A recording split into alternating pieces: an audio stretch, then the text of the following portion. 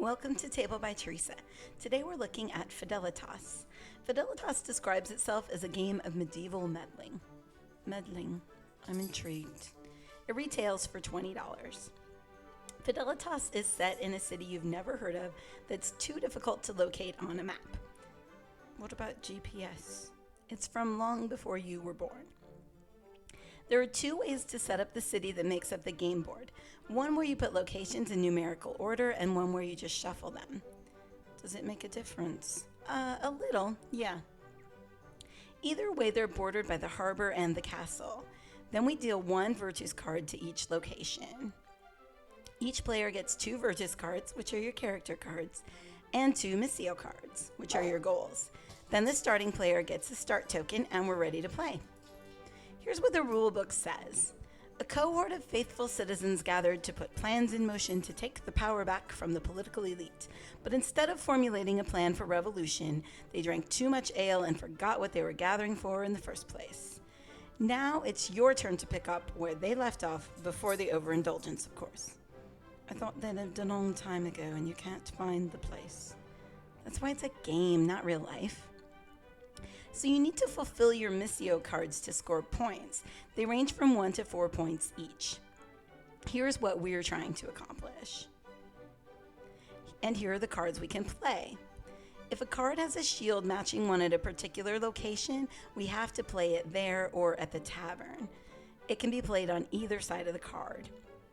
If the card's shield doesn't match any of the locations, it can be played anywhere. So each turn we choose one card. We need to gather characters from 4 different guilds here or 6 different guilds here. If we don't like our Missio cards, we can always go drink. Isn't that a bit bleak? At the tavern, of course, we could play a Virtus card there. Doing so essentially forfeits a turn, but we get to discard a Missio card and draw a new one. But let's see what we've got first. The shopkeeper doesn't help us much, so we'll use this soldier. We'll have to think about where to put him since we don't want to move our cards out of our chosen locations. Let's put him at the manor courts, which will let us move the professor. We'll put him at the bakery since we need to gather 6 guilds there and we already have 2. Then we draw back up to 2 cards unless the card tells us otherwise, either from the deck or from a card at the tavern if one is available. We'll take the baker from the tavern. On our next turn, we can place him at the bakery or butcher shop, continuing toward our goal. Our opponent will then play. Since he can't play this card's special ability because no one has more than 2 cards, we'll assume he needs to gather guilds at the market. This might not be the case, but we should thwart him if we can.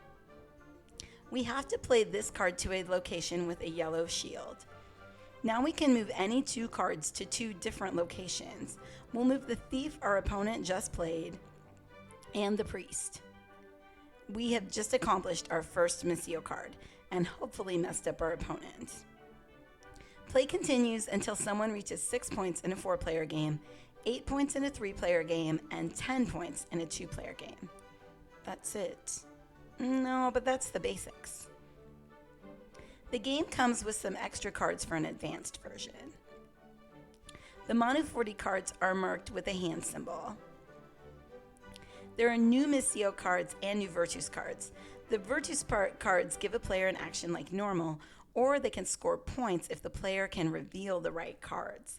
Plus, you can score a Manu 40 card and a Missio card in the same turn. That could be a lot of points in one turn. Yes, it could. With 4 people, you can also play the game in teams. So you can blame the other person if you lose, but take the credit if you win. Go on. You play to 8 points instead of 6. Players can talk about colors and locations, but they can't say exactly what they're working on, and they want to be vague enough that the other team doesn't know what they're talking about. After a turn, both team members can score Missio cards. The rules also include a way to play solo. Sad, really. You don't play with the tavern, so no drinking. If you draw a thief, you play it instead of stealing from other players. If you have more than 2 Virtus cards, you must discard one. The game ends when the last Virtus card is drawn. How do you know if you've won? You don't exactly. You play for a high score and then try to beat it. Fidelitas has its charms. Really. It has lovely artwork. I like the cartoon style and the multiple cultures represented. The expansion adds some extra possibilities when your Missio cards prove too difficult or the work you have just done toward them has been destroyed. The game has a really interesting concept. It has tons of interaction and the ability to really beat up your opponents.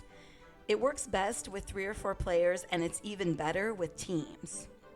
But no game is for everyone. You can really mess people up, sometimes without trying to.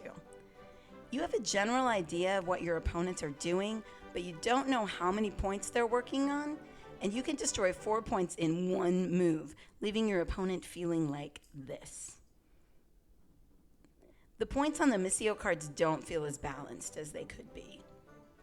Depending on the initial setup and what's in your hand, a 4-point card can be easier to fulfill than a 1-point card. Also, in a 4-player game, this one card is worth 2/3 of the points you'll need to win, half if you're playing in teams. Whereas this 1-point card is only 1/6 of the points you'll need, or an 1/8 in a 2-player game. But with only 2 4-point Missio cards in the deck and only 4 worth 3 points, you're likely going to be eking out your points 1 or 2 at a time. The expansion helps, but the luck factor is still critical. I know because more than once the original setup benefited me.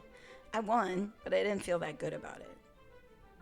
Early on, it was already almost impossible for anyone to catch me, but to win I had to press on, screwing up my opponents so I could snag the few more points I needed. That will make you feel like a jerk. Or not. Especially in a 2-player game, you may feel pretty awful, unless you're a person who just doesn't feel bad trouncing someone else. Then this will be the game for you. With more than 2, it's easier for players to take on the leader a bit more, which helps balance out the game. That was my dog Theo, by the way. This is a game I really wanted to like. There's so much about it that's clever and interesting. The artwork is charming and the rulebook is funny. But the luck factor is too much for me because it didn't balance out. I don't get to gamble with the luck. It's just handed to me or it isn't.